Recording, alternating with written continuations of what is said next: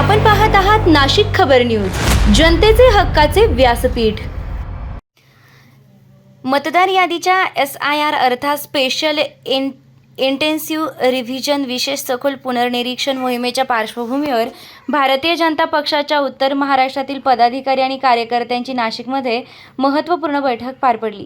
या बैठकीला नाशिकचे पालकमंत्री गिरीश महाजन, भाजप प्रदेशाध्यक्ष रवींद्र चव्हाण, मंत्री राम कदम, मंत्री पंकजा मुंडे, भाजपाच्या राष्ट्रीय उपाध्यक्ष भारती पवार, नाशिक शहराध्यक्ष सुनील केदारे, जिल्हाध्यक्ष सुनील बच्छाव, सरचिटणीस नाना शिलेदार, माजी अध्यक्ष गिरीश पालवे, आमदार राहुल ढिकले, आमदार देवयानी फरांदे, आमदार सीमा हिरे तसेच उत्तर महाराष्ट्रातील सर्व आमदार आणि पक्षाचे पदाधिकारी मोठ्या संख्येने उपस्थित होते।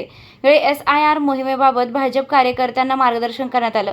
प्रत्येक बूथवरील मतदार यादी तपासून पात्र नागरिकांचं नाव मतदार यादीत आहे की नाही याची खात्री करण्याचं आवाहन करण्यात आलंय।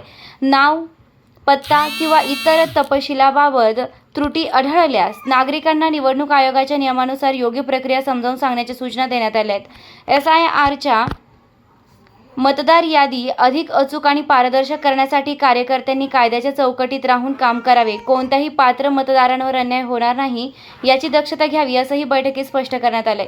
माझा बूथ माझी जबाबदारी या भावनेतून प्रत्येक कार्यकर्त्यानं आपल्या परिसरातील नागरिकांशी संवाद साधून त्यांना योग्य मार्गदर्शन करावं असा संदेश यावेळी देण्यात आलाय। उत्तर महाराष्ट्रातील भाजपाची संघटनात्मक ताकद आणि आगामी निवडणुकांच्या पार्श्वभूमीवर ही बैठक महत्त्वपूर्ण मानली जात आहे।